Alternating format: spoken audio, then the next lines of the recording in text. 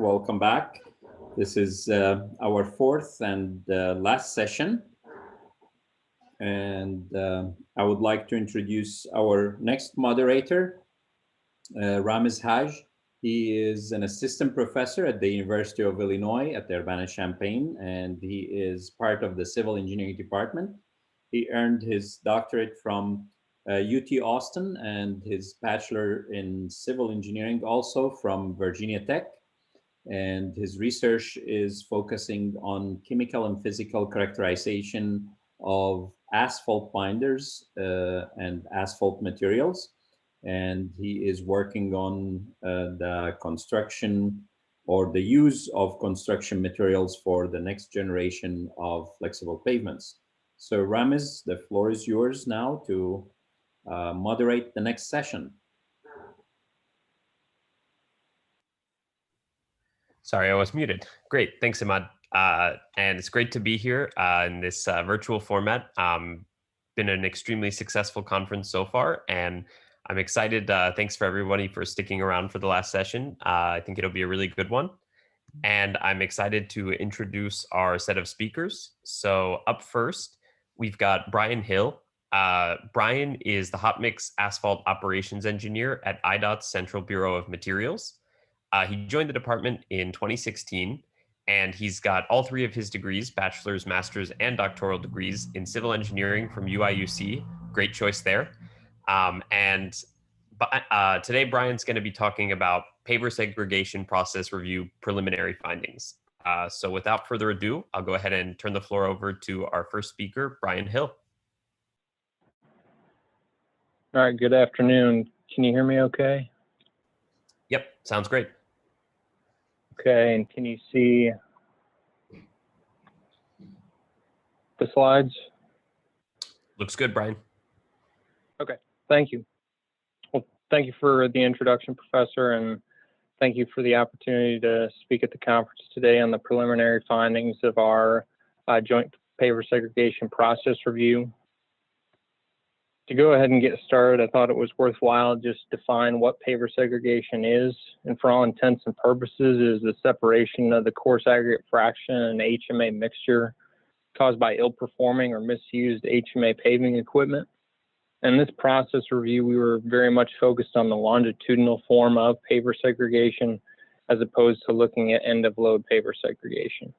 So I'm going to go ahead and start with looking at a schematic. It's a very general schematic that'll tie into the next slide, and the slide after that will actually be an example of what that looks like in real life from the 1990s. So if I'm showing the direction of paving in the upward direction, and again, this is a general schematic showing slat conveyors, auger segments, and then the gearbox. If we have the edges of pavement shown in gray lines here, and then reflect lines from the edges of the slat conveyors, and those are the outside edges, and right under the gearbox, the paver segregation cracks that we're focusing on are these three. Now, you're not going to see all three of these cracks in all cases. In some cases, you might only see one, two, or maybe all three. But if we take a section cut and look at it from the side view, what we actually see in many cases are coarse aggregate wedges. So you'll have a wedge of material that might be under the edge of a slat conveyor or under the gearbox.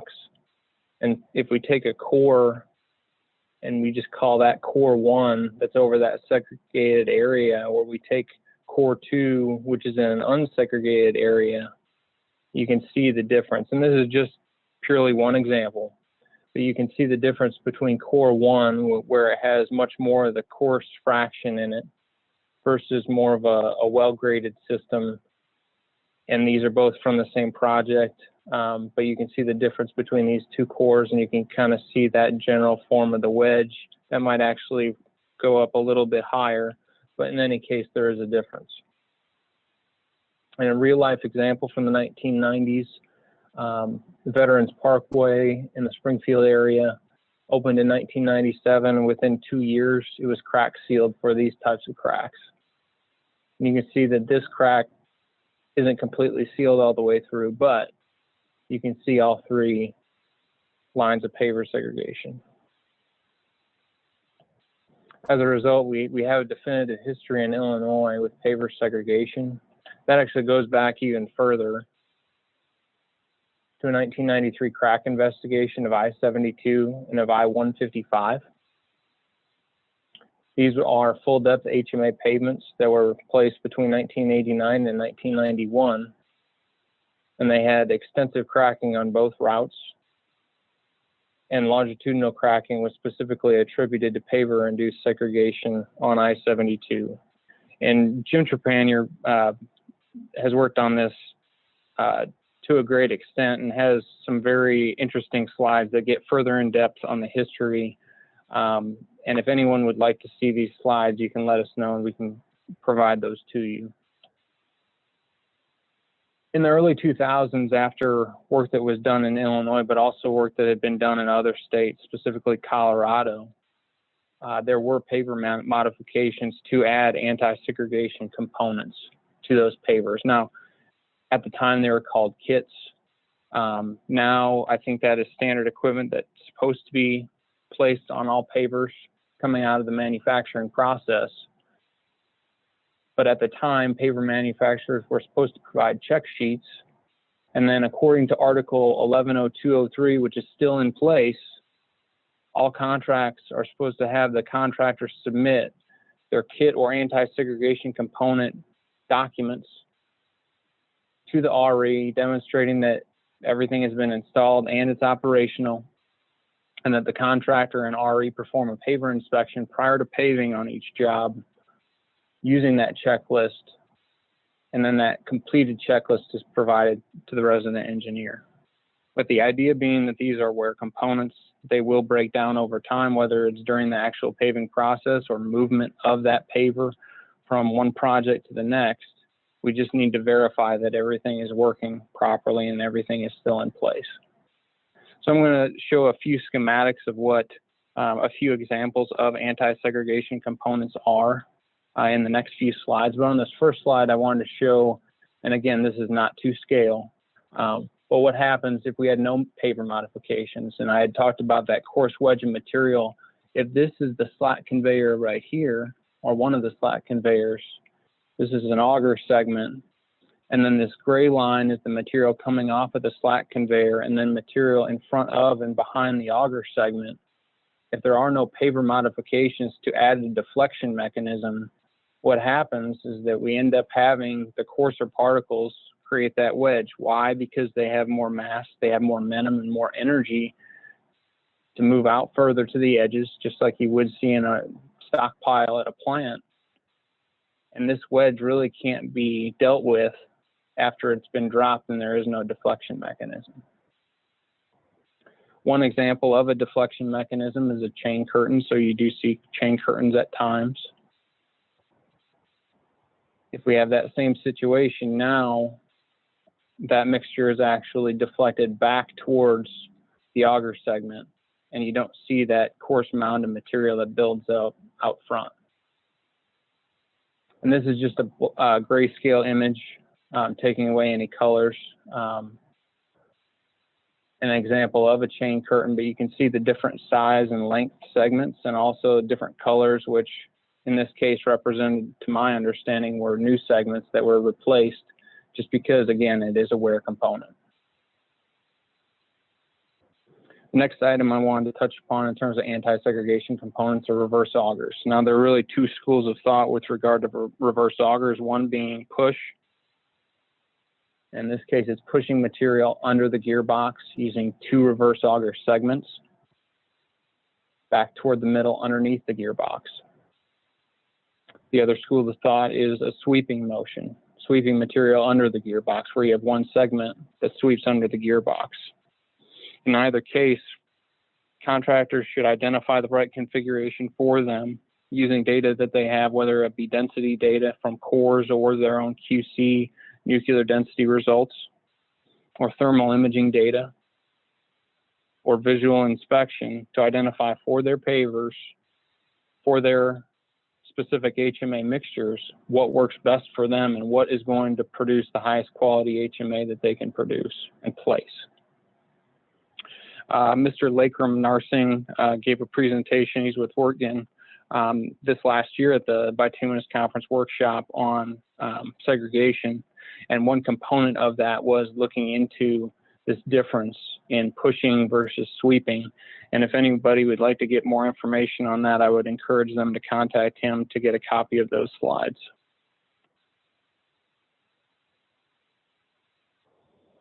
The next item I wanted to touch upon are deflector plates, and those are probably the most common anti-segregation components that you see. But from a top view, if we're taking a look at the slat conveyors, we typically see deflector plates on the outside and inside edges of the slat conveyors, and in this case, this is more of a triangular bent section, or it might be even coming off of the auger segment. And then we have a deflector plate, typically if there is no chain curtain, underneath the slat conveyors. And if we take a look at that from the side view, the main point that I want to get across with this slide and the next are the distance here. And I'm showing deflector plates in red, but the distance between the bottom edges of the slat conveyors and this deflector plate. If this distance is minimized and this angle of the deflector plate is correct, then what you end up having is material falling down, cascading off of the other deflector plates, or just simply falling and hitting that bottom deflector plate. But in any case, that HMA mixture is deflected back towards the augers. However, and although this looks like it's sitting off in space, really it's attached in a different location on the paver. But if this distance is too large, you end up seeing material that deflects off or falls through in between in this space, and you have some material that is deflected off of this bottom deflector plate, but then you have other material that builds up, creating that coarse mound out in front.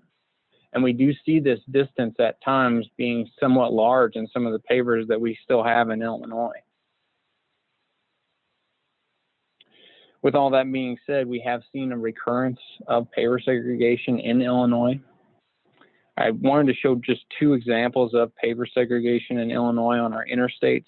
I was able to find these images from Google Maps this past week. I know that some of those Google Map images are actually from, probably 2019, but it's as up to date as it is for Google Maps. And you can see that on I-72, you have an example where you can see the three lines here that hopefully you can see my mouse. You can see those three lines here in the driving lane, and in the passing lane, you can see those three lines up here. This is the upper part of the image. And on I-74, you can also see more the flat conveyor lines as opposed to the gearbox. But this is fairly classic paver segregation that you see in both the driving and the passing lanes. And again, these are just two examples that we see in Illinois currently. And as a result, the FHWA IDOT paver segregation process review was created to take a look into this issue. I'm showing the process review members here on this slide. So Dennis Bachman and Craig Kassem with FHWA, Kevin Burke with the Illinois Asphalt Pavement Association, and then we had Ryan Sheely, Jim Trepanier, Tom Zaire, and myself with the Illinois Department of Transportation, and we comprised the group for the process review.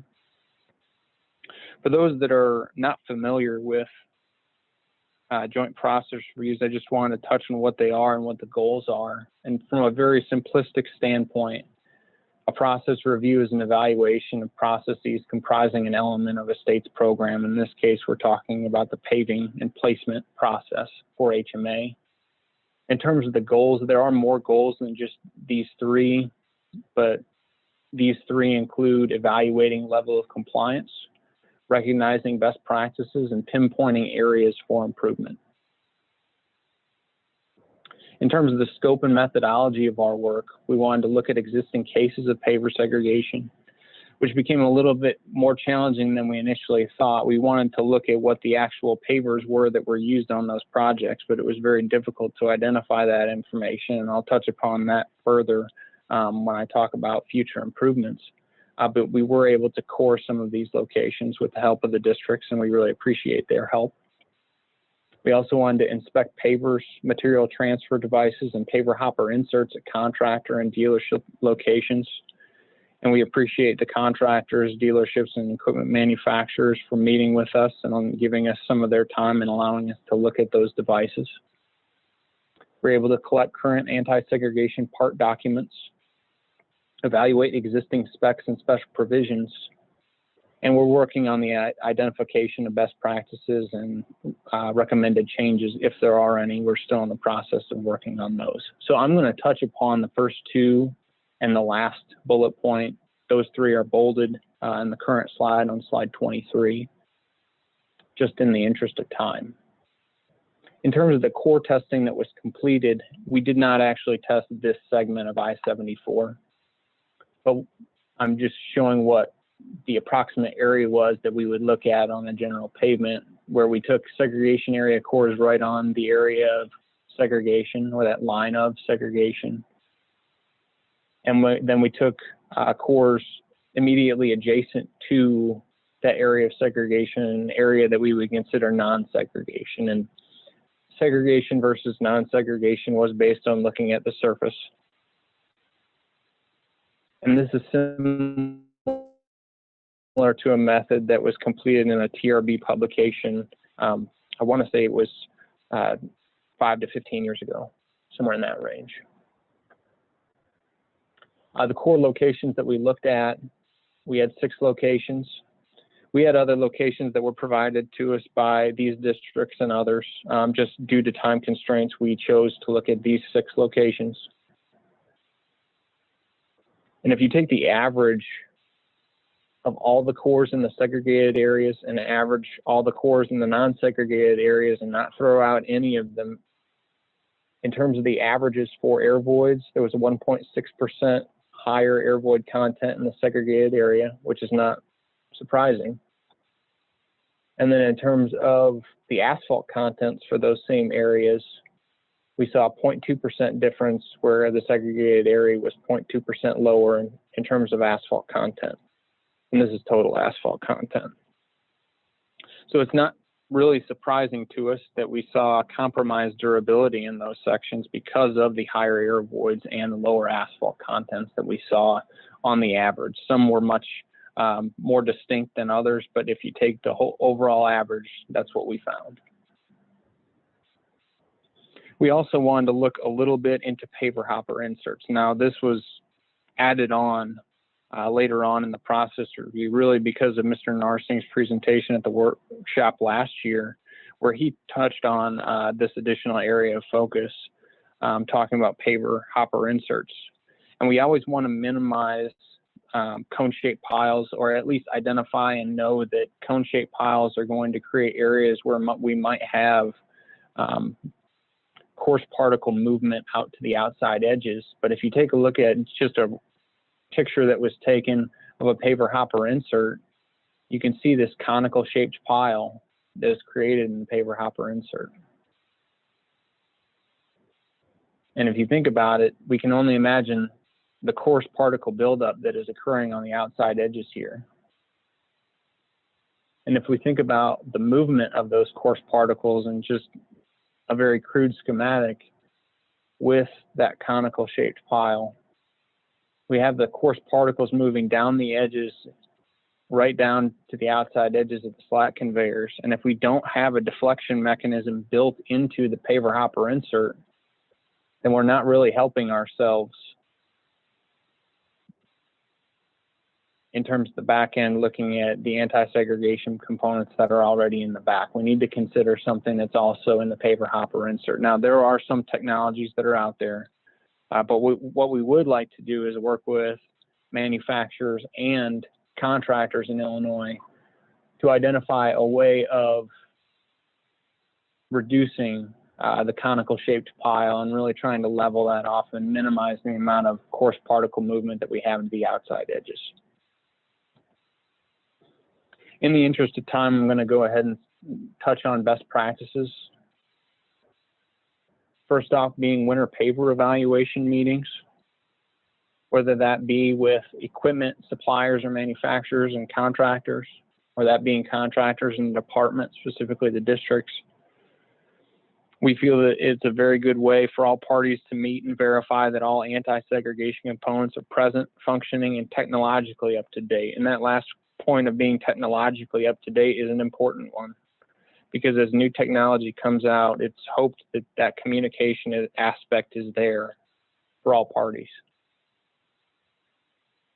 The next item I wanted to touch on are contractor modifications, and I don't want to say this lightly. I am not saying that someone should go ahead and cut off every anti-segregation component that they have on their paver and start anew and come up with their own. I'm not saying that. What I am saying is using data that you have from density, thermal imaging, visual inspection, all of the above to make informed decisions for your equipment and for your mixtures. You're the expert when it comes to your equipment and the materials that you put through them. Use all the information that you have at your disposal to make adjustments if you really need to make them. We visited a contractor who had worked within their organization to identify and go above and beyond what they needed to do in order to beef up and improve their anti-segregation components. Knowing what data that they had, they were able to make adjustments to improve their product and improve the process, I should say. The third item I wanted to bring up is the use of thermal measurement technology. And IAPA had a webinar in the past several weeks on thermal technology, whether that be paver mounted technology or whether someone wants to use handheld thermal cameras. But if anyone would like to gain access to using the paver mounted thermal profiling system that we have at the Central Bureau of Materials, all you need to do is contact the Illinois Asphalt Pavement Association. We can figure out a schedule and we can work with you to provide some time to use that and to see what that technology looks like. Or I'm sure those companies would be interested in demonstration projects, or even having handheld thermal cameras. There are smartphone applications that are available now that you can add on to your smartphone. You can buy handheld area-wide temperature measurements that are handheld. There was an example this fall when I was out on a paving job. There was a paving foreman that had an area-wide handheld thermal camera. All that's doing is providing additional information on the job that's going to provide feedback on the move. Because if we look at an example like this, and this was a project in Illinois in the past several years during the process review, these are clearly areas of thermal segregation. Now, I'm showing the temperature range over here and what the different colors represent. This is a 12-foot wide pavement. And what you can see is the temperature in this range of somewhere around 225 degrees, and several feet over, you're at 263 degrees. And at the very least, that is a very large temperature differential that's going to be difficult to handle in terms of getting density uniformity and to reducing density variability that might affect pay factors.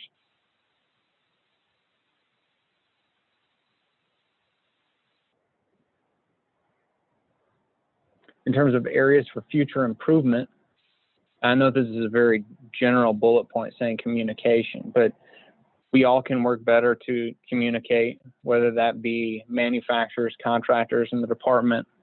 If you feel like you have a way of improving anti-segregation components, talk about it, tell us about it. There is an equipment committee within the Illinois Asphalt Pavement Association, or talk to us at a technical working group meeting, give me a call. We'd be interested in talking about it. Electronic storage of equipment use, daily paving records. Used to be those paving records were written down. Now I think we have a little bit better operation where they're actually stored on an RE's computer or on a technician's computer. But what we really need to do moving forward into the future, and I know that it's going to take several years to do this, but to store equipment use from the daily paving record online in a centralized database so that we can tie contract to specific paver and paver model. And then we can take paver segregation distress identification, which is still being worked on. And I think that if we can specifically call out those distresses as easily as possible, and I know that there are challenges with doing that, but if we can call those out on a contract by contract basis, tie that back to the equipment that's being used, we can truly identify whether it's a statewide issue with a specific mixture type or whether it's just an issue with one single user. And then finally, paver hopper insert and paver anti-segregation technology. Moving forward, I hope that we see technological advances and that they are communicated, getting back to this first bullet point, to all parties. Whether we see vast improvements or whether we see small improvements, any improvement is good. And we see a lot of advances in other areas of paving and pavement evaluation. We really need to advance this technology also. So with that being said, thank you for your attention.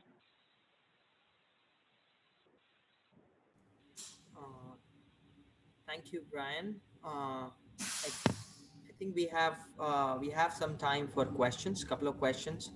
So you can ask your question either by typing it in a Q&A or by raising your hand feature. And I think we have one question. Okay. So Lama, we have a question from Lama. Lama, you can go ahead and ask your question. Thank you, Puneet, and thank you, Brian, for this presentation. And sorry for this silly question, but I don't understand, how does segregation cause surface cracks? I mean, if coarse aggregates are being segregated down, wouldn't that leave more binder at the surface, which discourages cracks? No, I mean, you would end up having all of that coarse material at the bottom that doesn't have any asphalt or very limited amounts of asphalt or reduced amounts of asphalt. And as a result, you're going to have a reflection of that crack to the surface. So because you still have bending movements in the pavement. So the crack isn't a surface crack. It extends. No, it reflects up. Sorry, I didn't explain that very well. No, thank you. Thank you. Okay. So we have a next question from Mark Rogers. Mark, you can go ahead and ask your question.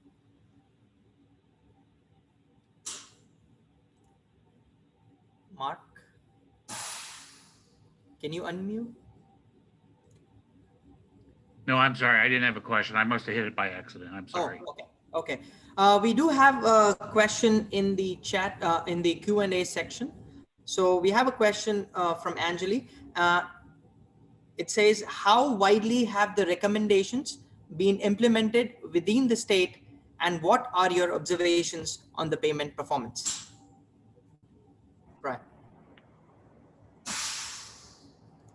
Now, in terms of recommendations, are we talking recommendations for the future that I just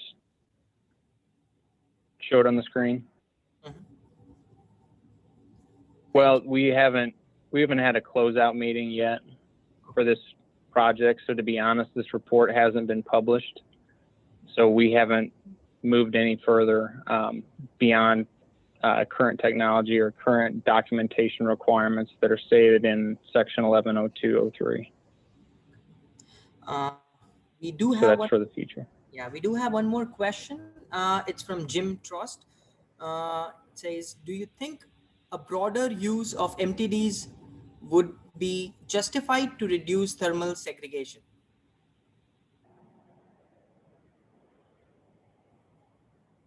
That is an interesting question.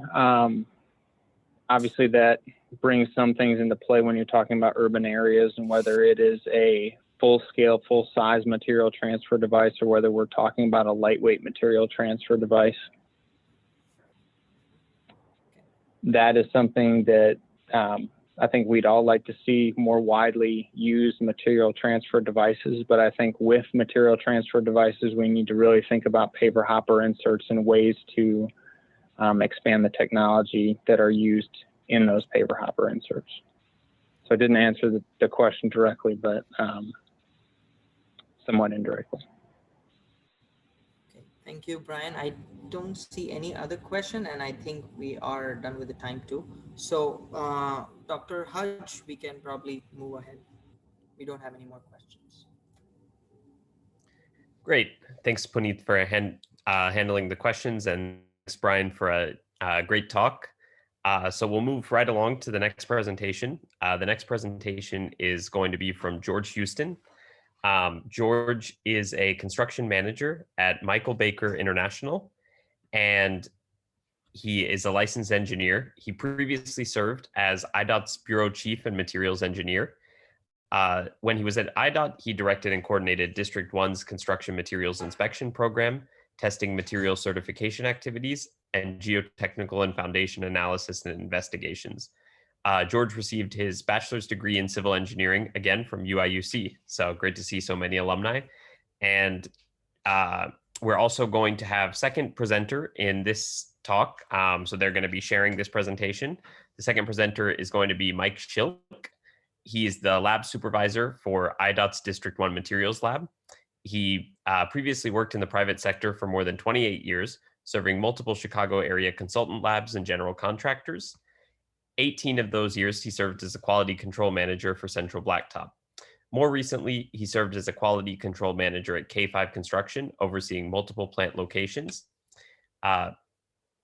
Schilk is also is a graduate of the University of Nebraska with a degree in construction management.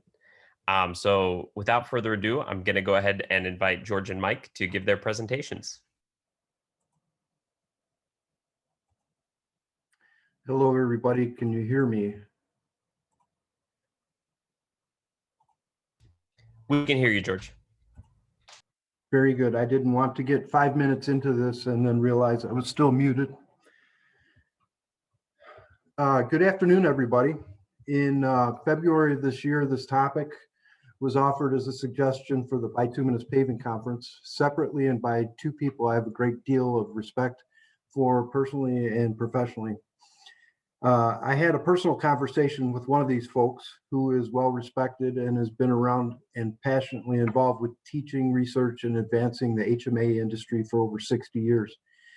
He described a need to find balance that I found difficult to ignore. Talking at the time, we agreed this was an opportunity to share experience based on several years of testing in advance of full implementation of the initiatives touched upon yesterday by Secretary Osmond, Eileen Coker, and Jim Trepanier. Since then, I found myself in a position to consider a new challenge, and after 30 years of public service, I retired from IDOT in June, accepting a position at Michael Baker, leading the firm's construction services for the Chicago office. Just a little plug for Michael Baker: 3,000 employees, 100 locations nationwide, including Chicago and Peoria. 80 years is making a difference, providing engineering and consulting services. Our highway and bridge practice boasts a number of significant projects throughout the Midwest, including 80 major bridge projects and final design of 30 major river crossings. And currently, we are the 2020 selection for Employer of the Year by ASCE Illinois. So I'll get right into it. A little bit of a history. Superpave mix design was developed as part of the Strategic Highway Research Program from '87 to 1993. The objective of the program was to develop a performance-based asphalt binder specification, a performance-based mixture specification, and a mix design system. When Superpave was first implemented, there was a lot of focus on rutting resistance, and many states had a rutting test adopted for mixes used on moderate to high volume applications. Developed in Germany and in use since the mid-'70s, the Hamburg wheel is a loaded steel wheel that tracks over the samples in a heated water bath. Deformation is observed versus the number of loading passes. And it was through the use of this tool, we've gotten to the point where a lot of agencies agree that rutting problems have been tamed. One trend that has had considerable impact in this is the expanded use of materials like recycled asphalt pavement and shingles, which tend to stiffen hot mix asphalt. Rutting problems these days are confined to high volume, extreme load conditions at intersections, or where the wrong mix might be applied, and it's not that frequent that we see it. Since then, we've shifted our concern that the primary form of distress for asphalt pavements is cracking. AC grade, construction quality issues, and underlying distresses were often considered causes for this. In December of 2013 and 14 brought the coldest and most brutal low temperatures in the Midwest recent history. And that spring, an unusually high amount of cracking was observed on relatively new overlays in the Chicagoland area and statewide. Research on a new test method began in 2013, and these events created an opportunity to correlate this test to observe cracking of mixtures in place. The test is performed on samples prepared from gyratory compacted HMA or cores taken from the roadway, and they're cut in half to form two semicircular samples which are notched prior to bend testing. Load and displacement are plotted to determine peak load, slope at inflection, critical displacement, and the fracture energy. A mixture's FI index is calculated as fracture energy over the slope at inflection. And in general, the higher the number, the more resistant the mixture is to premature cracking. What would later become known as the IFIT test was developed through collaboration with IDOT and ICT. Dr. Alcati and his colleagues have shown to be successful at predicting field cracking during early asphalt pavement life. So what do we mean when we use the term Goldilocks? Well, we can draw upon the cozy, familiar story of Goldilocks and the Three Bears. It's one of the most popular fairy tales in the English language. In this case, Goldilocks preferred her breakfast neither too hot or too cold, and her sleeping arrangements neither too soft or too hard. Drawing from science and anatomy, we have the habitable zone around a star in a solar system, where among other conditions, the temperature is just right. Right here at the University of Illinois, and as it turns out at Duke University last night, we might have observed that sometimes an athlete needs to be large enough to be a formidable physical presence, but lean enough so it doesn't affect endurance, quickness, speed, and agility. And then, of course, some of us observe a different kind of habitable zone representing the space between not enough and one too many. Actually, this concept is not foreign to the production of HMA. We need to provide delivery of HMA to a project within appropriate temperature limits. Mix needs to be hot and remain hot enough to provide workability and compaction, but not so hot that it creates difficulty resisting movement under the equipment being used to compact it. And if it falls too low, it becomes too stiff to compact properly, resulting in low density and performance issues. Its temperature has to be just right. We also know that efforts should be made to control compacted air voids between lower and upper limits. Accepted knowledge says that for every 1% increase in air voids, 10% of the pavement life might be lost. If air voids fall below 3, there's inadequate room for expansion of the binder in hot weather, and the mix becomes plastic and unstable. So we have been applying this Goldilocks concept to HMA for quite some time now. Today, IDOT has moved to fully implement the suite of tests I mentioned earlier as performance tests to improve the life of asphalt pavements. After several years of effort by District 1 in advance of these changes, the data suggests there might be some very practical ways to looking at the mix design process, specifically with regard to including components in the mix that might enhance one performance criteria while compromising the other. Balance is appropriate when looking at HMA. We're addressing both of these modes of potential mix failure while taking into consideration mix aging, traffic, climate, even location within the pavement structure. And we're doing so while still considering anticipated acceptance of emerging technology and approach. Mix designs now need to achieve a balance between rutting resistance and cracking resistance using these performance tests instead of just relying on volumetric guidelines. One thing we're looking at very closely is asphalt binder replacement. It's long been the elephant in the room with several opposing forces at work, including research and data-driven policy, field performance, politics, and sustainability initiatives. They've all come into play and at times have worked in opposing directions. We found that RAP and RAS content and ABR play a significant role in these performance test outcomes, working to improve one while compromising the other, depending on if you're raising asphalt binder replacement or lowering it. IDOT District 1's program is highly competitive, and it's historically used a significant amount of RAP and RAS. My history with co-speaker Mike Schilke started back in January of 1994 when he was with Central Blacktop. We worked together on emergency expressway slag mix surface failures on the Eisenhower and the Dan Ryan expressways. Mike came on board at IDOT shortly after I became materials engineer to run our district lab. His position was by far the more demanding of the two. This was a win for both the department, and it was the right move, as well as it had great impact on the HMA industry in the district. So Mike's been testing and compiling data on HMA mix designs for several years now as part of the process of verifying mix designs for use in IDOT's Highway Improvement Program in District 1. At last count, 290 mix designs and over 500 production samples have been evaluated in the last 3 years in both the Hamburg wheel tracking device and in the iFit testing protocol in the district. The data generated in his observations might serve as food for thought for mix designers who are tasked with coming up with hot mix recipes that have the ability to meet the rutting and cracking criteria and strike balance necessary to perform well under both of these performance tests. So I am going to turn this over to Mike.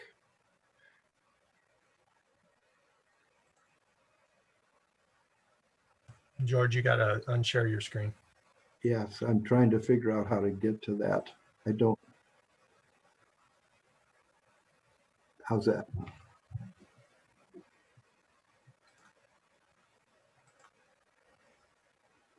I think, Mike, you should be able to, yep, perfect. Yep, I got it. Thanks, George. Excuse me. Like George said, District 1, we're not a research facility. So what you're going to see is data that's been either production samples or design iFits shown. Actually, we've received, as you can see, it's well over 630 mixes over the last 4 years. At the very beginning here in 2017, the district started actually volunteering to run these for anybody that wanted to submit them. In 2017, we didn't get very many, and I believe of those 8, maybe all 8 of them were mine when I was still with K5 Construction. Since then, we saw a piece of design iFits submitted with the designs, and this year, because we made it a requirement with the 2021 spec coming into play starting next season, everybody had to turn in one to get their design approved. In production, you know, we've been testing what we did, total well over 530, about 180 the last 2 years. We're at 184 right now. Beginning of the month. We're already, the season's just about over. The nice thing to look at is the passing production samples. It's been on a steady increase. So from 2017 to 18, 19 to this year so far. And I think it's not a coincidence that it kind of mirrors how many design iFits have been submitted. So we're going to start, if I can get this. There we go. We're going to start in 2018. 2017, we're just going to leave it alone because a lot of that material was left on the shelf for a lot longer than would be meaningful to look at the data. You're going to see a bunch of graphs out of me, mainly because we all have nice monitors to look at them instead of looking at them from 100 foot away in the normal viewing area. The black lines are usually going to be a minimum and maximum value. And you can see just the overall chart here of how 2018 mixes worked out. The first time I really looked at this data was for the 2019 District 1 QC Managers meeting. And I did the chart This is the first time I've done the graph. And you can see 55% of the mixes that we received in, and these are production samples, keep in mind, passed the test. Not a bad starting point. When you move over to the RAS and the without RAS samples, it's almost 2 to 1. Without RAS, we had a passing sample. I started looking at maybe a way we could, with just the Hamburg wheel, because none of the contractors at the time had an iFit machine that they could use as a guide tool to see if they could do a Hamburg wheel, which they all seem to have ready access to see if their iFit might pass before they went to the trouble of submitting them to us. So you can see out of the 146 samples, 10 of them with a rut depth of greater than 5. I just picked 5 out of the thin air. It seemed like a simple target, and it checked out that, you know, only 1 out of 12 with a rut depth of greater than 5 didn't pass. So I think that was probably a good starting point. 2019, we got a very similar graph here, and then I'll pull up the data. Again, we were right around 55%, which was a little disappointing. We were at 55% in 18, and now we're still at 55% at 19, and it doesn't seem like we're going anywhere, because we lost our 2 to 1 ratio on our RAS or non-RAS or RAP mixes, but we're still below 10% on that greater than 5 rutting. Now we get to this year, and most of the rest of the data you're going to see is out of 2020 because it's the most current, and we by far had the most success this year. We're up to near 70% of all the samples we got in, and that's 184 to date. Those dots you see sitting over there on that vertical line, we're failing Hamburg results in 2020, but will not be failing come 2021, as District 1 has gone with Central Bureau's Hamburg wheel rut depth limits. So in this year, I included a 3.5 because you can see it 7 out of 184 still very good. It's like 6%. What happens if we go below that?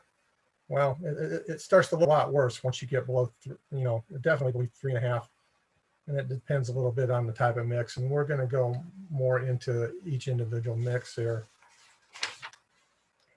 So SMAs, all SMAs in the district have RAS in them.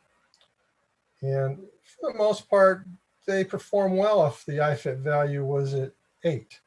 Unfortunately, starting next year, that's not going to be the case. But the good thing is we're going to move that rut depth from 6 out to 12.5.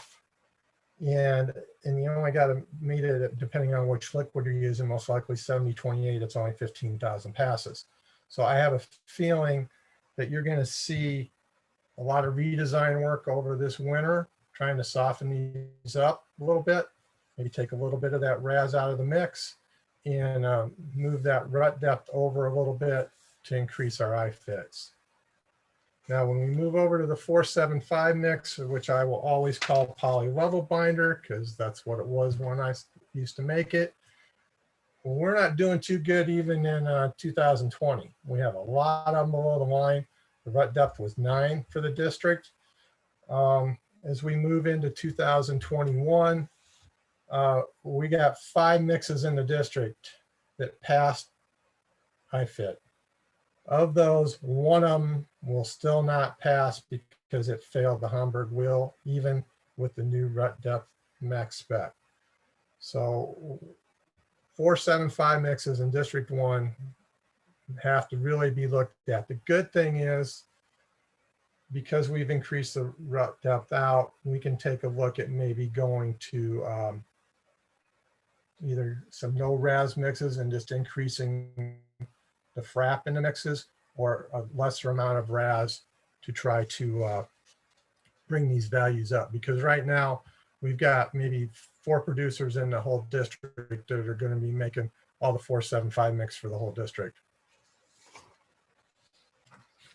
So the last of the specialty poly mixes that I'd like to talk about is the N70E mix. As you can see, all the ones that were non-RAS performed excellent. With the RAS in, not so good. And the rut depths are really low, and that's what RAS does. It drives it down. It keeps it from running, but I don't think you need to put it in there just to pass. Now, that being said, when you get outside of district, you can, and you have a Hamburg wheel issue passing, that might be a viable option. We'll talk about that a little bit more. Here's what the spec for next year. We're going to have to adjust all these N70E mixes down from below 20 ABR to right around 15 ABR because of the new spec. Wasn't my idea, but I went along with it. You're welcome, Jim. So we get into the two types of mixes I really want to talk about, and that's the workhorse mixes that you use in local roads, villages, non-interstate type usage. And that's your N70, N50 surfaces. And then in the next couple slides, it'll be the binders we'll be talking about.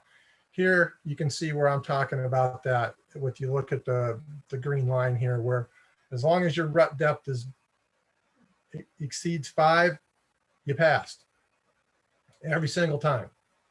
Once you got in between 3.5 and 5, it was just slightly over 50-50. I think if somebody wanted to count the dots, there's probably 1 or 2 more dots above the black line than below the black line. Once you get below 3.5, you're done. You got 1 shot out of 8 of passing the test. So I plotted the same stuff against ABR. And it's amazing when I put these two up side by side, how much they mirror each other in an inverse relationship. As rut depth increases, ABR decreases. And just like George was talking about earlier, we've known that for a while, but this really spells it out for you to take a hard look at. And now we're going to move on to the binders here. You got pretty much the same type of graph. Here you have a couple mixes that didn't meet my theoretical, you got to be better than 5, but if you're better than maybe 5.7, you're going to pass.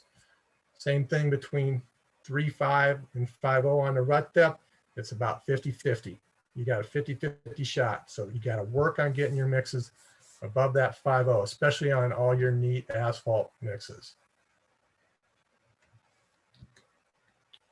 Some more graphs with the binders, and just like on the surface, it basically mirror. It's a mirror thing in an inverse way. That as you lower your ABR, your rut depth increases. So we know that is the key to getting these mixes right. Whether you want to try to put some of those orange dots in your mix, that's up to you. But I'm telling you, you better be really careful. So what are we seeing here so far? We've mainly been focusing on ABR and rut depth. We also want to talk about design VMA. And virgin aggregates, AC source, and additives. So now I'm not talking modifiers like Kelly was talking about yesterday. These are more your anti-strip, your warm mix additives, or foaming. The person from Napa this morning, I thought, did a really good presentation on these type of additives that you don't always have to use them as a warm mix additive, but as a compaction aid. I found that in practical when I was on the production side, that just foaming increased my TSRs. So because you're getting better coating. So with design VMA, as I'm going to show you in a couple slides in virgin aggregates, and AC sources will be in the next few slides. Increasing the VMA will automatically help your iFit if for no other reason is it's going to take you a tenth or two more AC, of virgin AC. And everybody that's done any testing with iFit will tell you the iFit test loves virgin AC. And if you already are at a depth of 5 or 6, you have room before you even get close to 10 to add a couple tenths of AC. I know AC is money, but you got to meet the spec. So if you don't want to do it with VMA, and let's just stand back here for a second. VMA is one of the pay factors when you're talking QCP and PFP. We got to quit designing at the very bottom. Binders should not be, just because the spec is 13.0, should not be designed there. They should be at 13.5 or higher, depending on how well you can control your production. Likewise with surface, it's a 15.0. You want to be 15.5, pushing 16. If for no other reason you want to get paid on these jobs, and that's not even really the topic, but that's my plug for that. I know Bill Pine has preached that for as long as I've known the man. Virgin aggregates. So if you don't want to try to do it with AC, you can try to do it with aggregates. You're probably still going to have to add a little bit of AC. Remember, all stone sands are not the same. Just because your producer says, hey, I got this great stone sand, it's a coarse, it'll help your VMA. Well, that may be true, but you better look at it and do a little testing on it, because I'm telling you, if that virgin aggregate, even though it's super coarse, FM20 comes in really coarse until you get to the 200 sieve and it's sitting at 6 or 7% dust, it isn't going to help you, it's going to hurt you. Virgin AC sources, you're going to see in the next couple slides what Delta TC can do to this iFit. So we'll move on here. In 2019, Central Bureau had asked every district to do some shadow projects where we went out and sampled a producer daily. We grabbed 10 buckets of mix, we grabbed an AC sample, and we ran short-term, long-term aging on it in Hamburg wheel. And as you can see, this first project, it was an N70E mix with a poly, great VMA. He's 15.9. He only had to be at 15.0. ABR, right below the 20 threshold that the district had for a non-RAS mix. And he had very, very good numbers. 20.5 as an average. When we did the long terms, it was 10.5. I did a little experiment here, and when we made the long terms, we made a second set of them. We let them sit on the shelf for 6 months, reran them just to see how big a difference, just in case we didn't quite get to the long terms when we wanted to. And it's very minimal difference. And the key here is, and when we go to the next slide, just remember we were at 4.3 on this Delta TC, and that's what Asphalt Institute and everybody's saying you want to be a -5 or higher. In this case, a -4.3 is higher than a -5. And we had good rut depths. All right, and this 1608 will pass the next spec. So it just didn't happen to pass that. It was no big deal. So we had such a good luck with this one. I wanted to do multiples because this was a northern project in a district. The next one I wanted to do a little bit closer to Chicagoland. And we picked another job with an N70E mix. Same liquid grade. VMA still very good at 15.5. ABR right in that same range at 18.2. We did not perform quite as well on this one. We were at 20 before. We're half that at 10.9.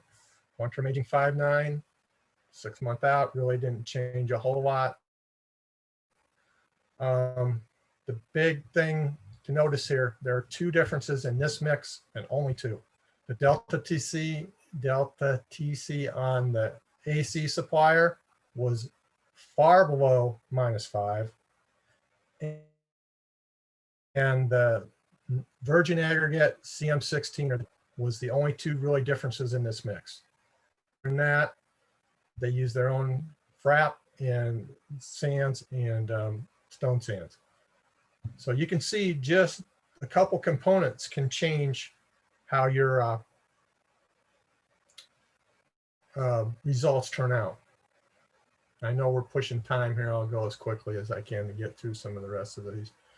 This last year, we had a producer that had a expressway job that knew he was going to have to use warm mix additive as a compaction aid towards the end of the project.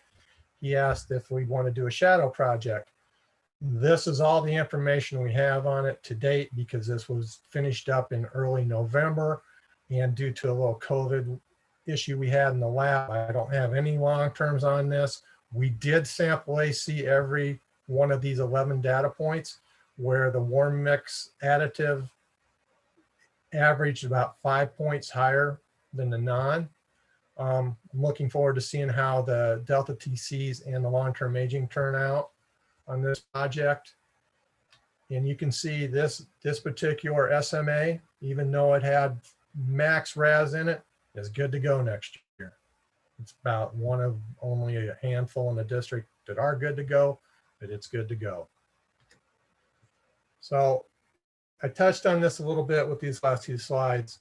We're uniquely situated, I guess maybe even in the country, but definitely in the state where we have multiple geological resources in a district. We have gravels and natural sands in abundance up in the northern counties. We have very good dolomite sources in the central, in the yellow and green section. And then you have a kind of a mix of the two with the area in Western Will. And then you have one of the oldest and largest dolomite producers in the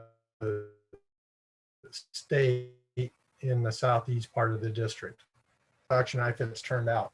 And 88, I believe it was 88%, somebody can check my math here, of the test out of Lake and McHenry passed with ease.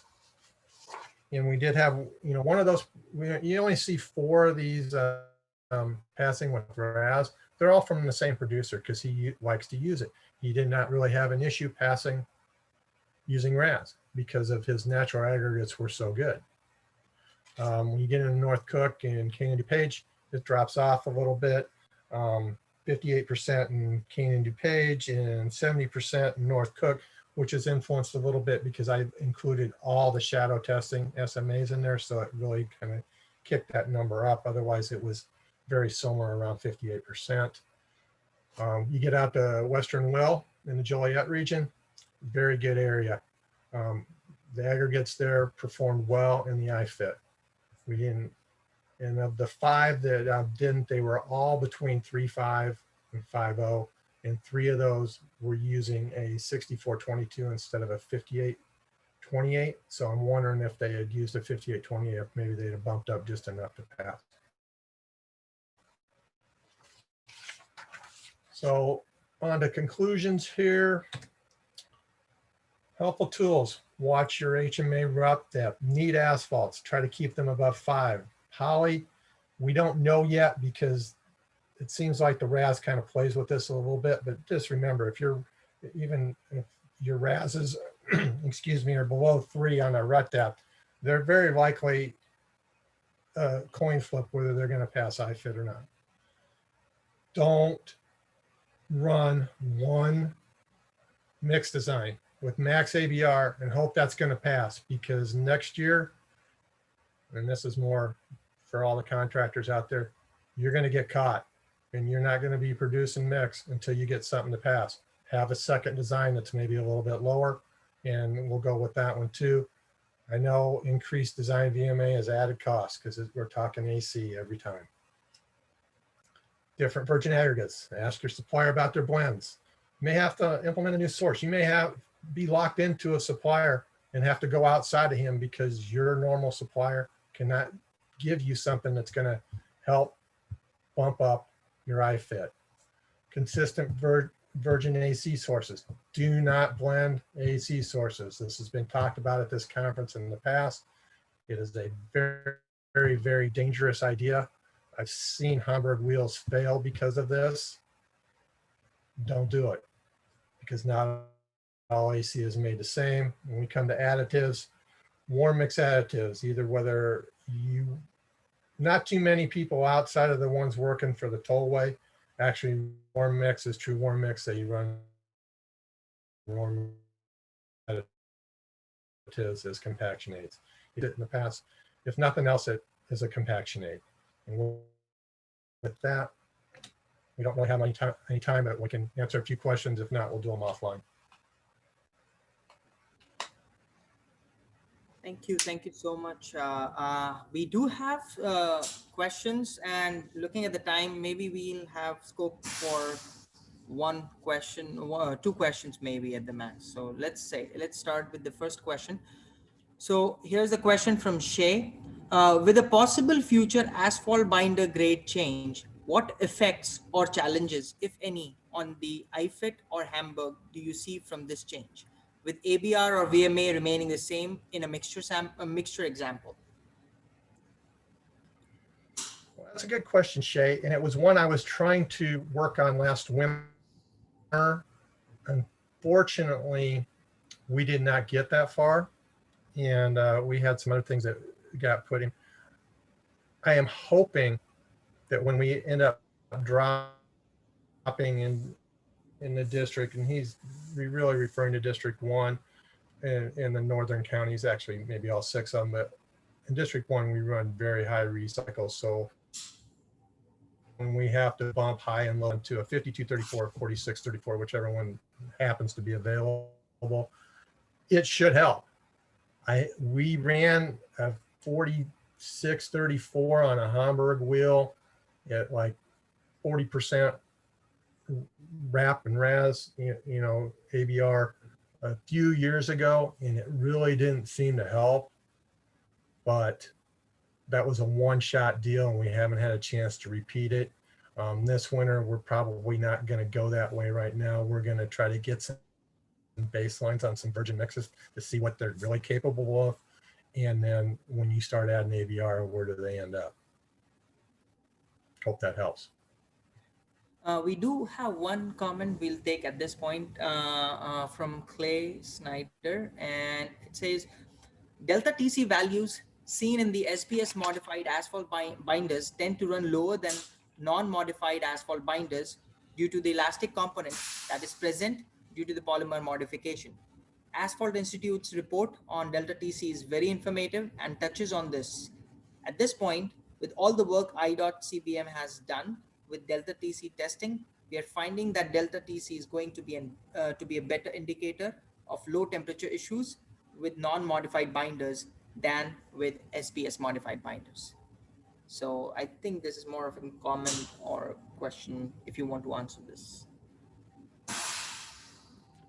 Like I said, I report the data.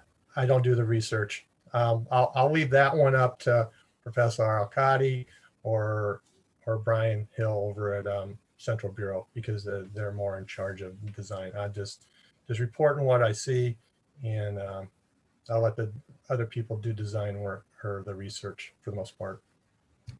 I think as we are already past the required time, there's one more question. If speakers would want to address that in the Q&A session individually, they can do that. Dr. Hutch, we can move forward with the next presentation. Great.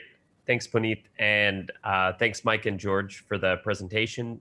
Very informative. And yeah, we'd be happy to try to get you those questions offline after the conference as well. If anybody wants to get in touch with you guys, I'm sure they can. But thanks again for presenting. And now we will move on to our final speaker for the day. You might have seen in the program that it mentioned LaDonna Roden was going to be presenting this afternoon, but actually she was unable to make it today. So John Singer from IDOT will be presenting on her behalf. Of course, you already heard from John this morning, so there's no need to introduce him anymore. But the title of John's presentation in place of LaDonna is pavement preservation and rehabilitation performance, looking back to move ahead. So with that, I'll go ahead and turn it over to John. Thank you, Professor. All right.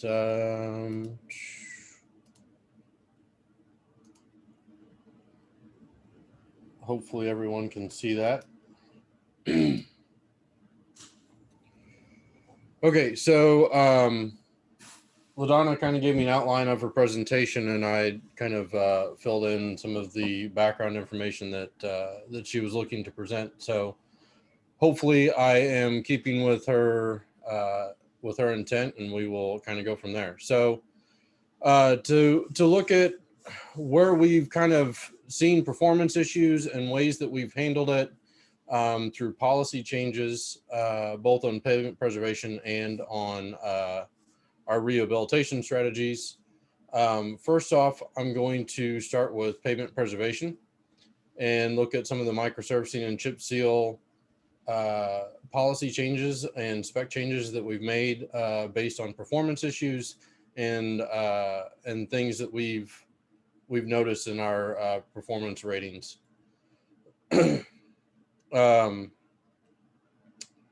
So with microsurfacing, initially we started throwing a single pass microsurfacing down on everything, and we've noticed that a lot of our higher ADT volume routes, we're losing the microsurfacing, especially in the wheel pass, a lot faster than we had initially anticipated. So when we came about implementing our TAMP and bringing pavement preservation more to the forefront, we instituted a ADT limit for a single pass, and that's at 25,000 ADT. Once we move beyond that, it's required that a 2-pass micro be put down. And so far, we've seen positive results from that.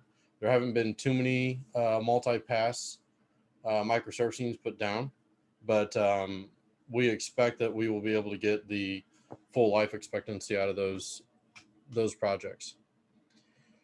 Requirement of a tack coat. Initially in our specifications, this was optional. When we first had our specifications rolled into a supplemental recurring special provision.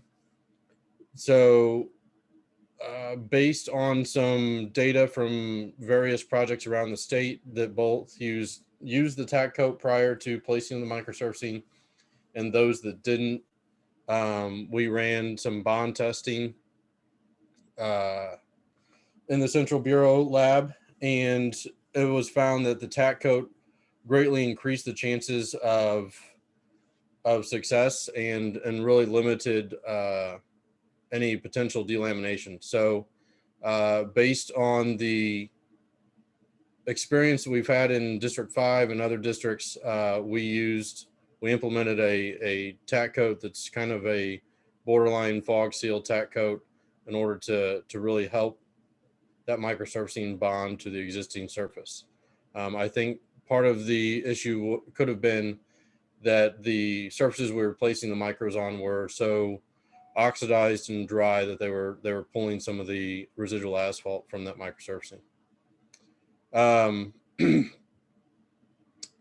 From a lot of field experience and some issues with microsurfacing in the past couple of years, we determined that we needed to really put an emphasis on the residual asphalt content in these treatments. So the previous spec required 5.5% residual content based on dry aggregate weight, and so we bumped that up to 7.0. We felt like that was the absolute minimum that we could get by with, and that went into effect in at the beginning of this year, so 2020. Looking at the projects that I was able to get out to this year, the microsurfacing looks much better than in previous years past. and much more like what we've seen around the country. So with that, we also took a look at using asphalt extraction procedures as a QA test. We kind of slightly modified AASHTO T176, if I remember correctly, and put that into our specification. It'll be in our spec for 2021, just to verify the residual asphalt content and the micros that are being placed. And then moisture content verification. Moisture content is very critical to these mixes. It can delay the cure and everything of micro. So we're trying to make sure that the moisture content is falling within the job mix formula, and that moisture content verification can be done by a speedy test or similar methods at the time of construction. These are just some pictures of some of the delaminations and some of the dry mix that was being placed.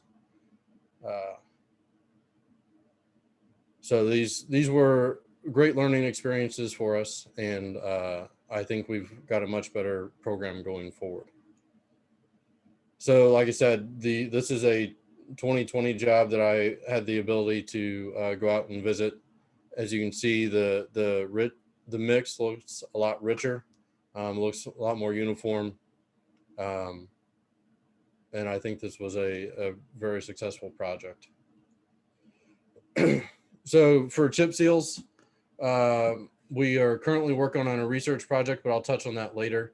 We did go through and put in the addition of a fog seal. This is based on a lot of performance, successful performance in Minnesota. They are using fog seals on top of their chip seals to help lock the chips in from the top.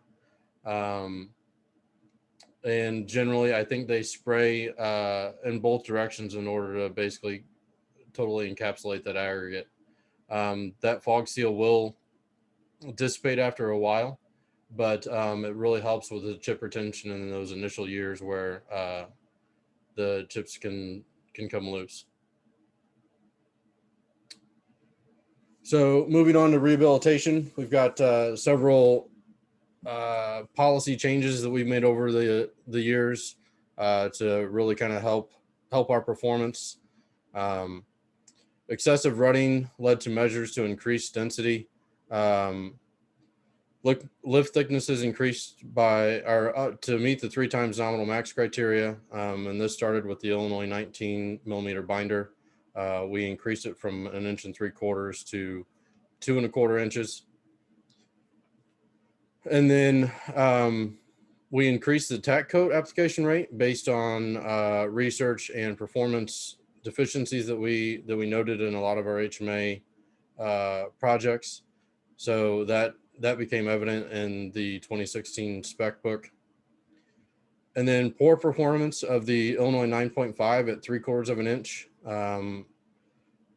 When we were going through the implementation of the TAMP and started taking a look at a lot of the design and environment manual guidance and things like that, we determined that it was time to eliminate the leveling binder, and we increased the Illinois 9.5 to align with the 3 times nominal max criteria.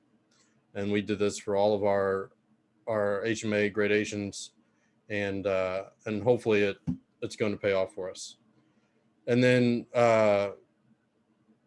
one thing that's plagued Illinois HMA roads for a while is our longitudinal joints and our lane-to-lane joints. The requirement of LJS has proven to be a good thing, and it's hopefully going to extend the life of our HMA overlays, or continue to extend it like we've already seen in some of the initial projects. So this is a graph that was prepared a few years back when we were kind of looking at the increase in leveling binder. That term's still in here because we hadn't eliminated that nomenclature at that point in time. This was the initial analysis to kind of justify our move to the thicker designs. So as you can see here, we went back and we pulled projects that had a 3/4 inch and the 1 inch binder lifts. And we just took a look at the rate of decay in these projects, and the 3/4 inch seemed to decay faster than the 1 inch. So it was the feeling and the opinion that we were getting better density on these 1 inch lifts, and therefore getting better life expectancy. And as you've seen before and through many of the presentations throughout the past couple of years, we're hoping that we're going to see a huge benefit from longitudinal joint sealant, and basically trying to fill those voids in that area of between the lanes. Another option that we're throwing towards the districts is more options as far as the HMA overlay lifts and configurations. We created new subcategories in rehabilitation, both minor and major rehabilitation. This kind of eliminates the structural design exception that's needed for that was needed for policy overlays. Within these new categories, the districts are allowed to select thicknesses and different gradations based on what they're comfortable with, what they plan on using, and what the district feels is the best for the project at hand. So the standard overlay for interstates is again 3 inches to 4 1/4. Our other state maintained highways can go anywhere from 2 inches to 2 3/4. This used to be a standard 2 1/4 or 2 1/2 inch lift. Now we're giving them a little bit more flexibility. And for our designed overlays, the intent is that this will eventually be an actual designed overlay based on data that's collected from the field. The hang up on this right now is currently there is not a accepted or known design procedure that addresses overlays that are in the 3rd, 4th, and so on generation, which is where IDOT finds most of their roadways these days. So with that, we're still sticking with a more of a kind of a policy type thickness. So for our interstates, we're still at 5 inches. And for our other state maintained highways, we're at 3 3/4. And so the gradations and lift thicknesses to make up that are found on this table, which is now in the updated version of Chapter 53's of the BDE manual. And as you can see, we're trying to match 3 times nominal max as closely as possible. We do have some certain criteria for 1st generation overlays that are placed on PCC. Generally, those requirements are that the HMA lifts and the overall overlay is a little bit thicker. One of the new additions to the BDE manual this year was the SMA 9.5, based on the successful performance that we've seen up in District 1. So just to highlight some of the things in the works, these are current research projects and that we're both working on with ICT as well as internally in both the Bureau of Materials and the Bureau of Research. We've got chip seals. We're looking to develop field tests to better determine percent embedment depth. As Ahmad presented earlier, we've got cold recycle project working with moisture content testing with GPR, as well as in-place density. We're looking to see about enhancing our mixed design methodologies with in-situ testing.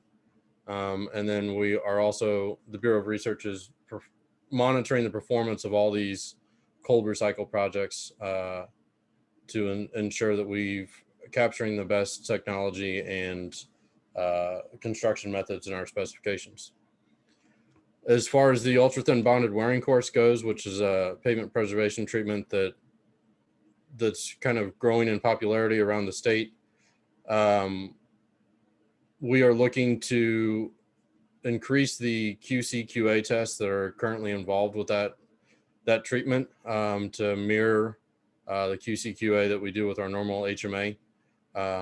We've got some samples in from some of the projects this year that we're going to run through the lab and see if we need to kind of alter some of the minimums and expected test results for those mixes due to its different open graded nature as opposed to our normal dense graded mixes.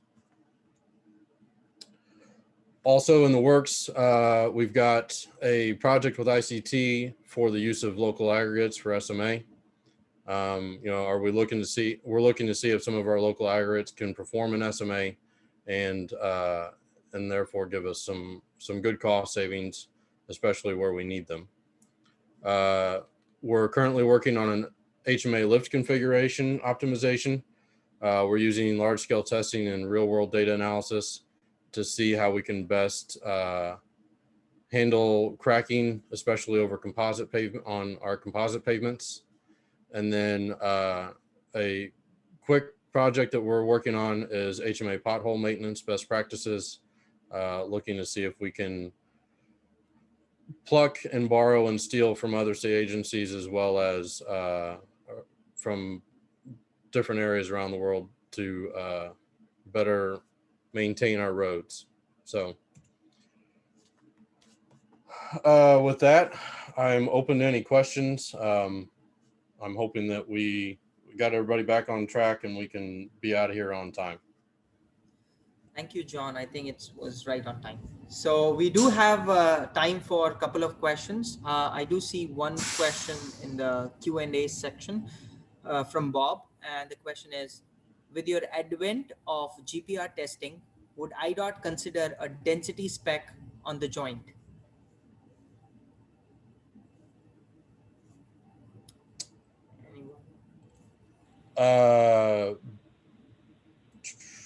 Bob, I guess my question back to you would be, are you talking about for regular HMA or are you talking about for cold recycling? Bob, if you want to speak up, I can let you. Well, I guess I can potentially give that an answer without Bob responding. With our HMA overlays, with the inclusion of longitudinal joint seal, I don't think there's going to be a density spec if I am speaking correctly. Jim or Brian could probably hop on and correct me if I'm heading down the wrong path, but I believe with the inclusion of the extra asphalt, there will not be a joint density spec for our normal HMA paving. For cold in place, we need to better define ways to calculate density on the cold recycled materials. So at this point in time, I would say no. Thank you, John. Do we have more questions? You can still type it in Q&A or you can raise your hand. Okay, I will take that silence as there's no more questions. So Dr. Hajj, over to you. All right. Thanks so much, Puneet, for helping out with the questions. Thanks, John, for a great presentation and for filling in for LaDonna. And I think with that, that concludes our final session of the day. So I'm going to go ahead and turn the floor back over to Imad to close out the conference. Thank you, Ramiz, and thanks for all our speakers. I think it was a very successful conference. We didn't have any hiccups. So again, I wanted to thank our board members. I want to thank the awards committee, the students who have helped in this, and of course the attendees. and it would not be successful without the outstanding speakers that we have today. I definitely will not forget to ask our staff members, Christy and Noel, who have been, I guess, working hard behind the scene, and you have done a great job. I think this conference for 2 days, we didn't have any hiccups, and we owe it to you guys. So thank you, everyone, and hopefully you were able to respond to the simple and small questionnaires that Noel sent to you at 2 o'clock. That will help us to plan for our next year meeting.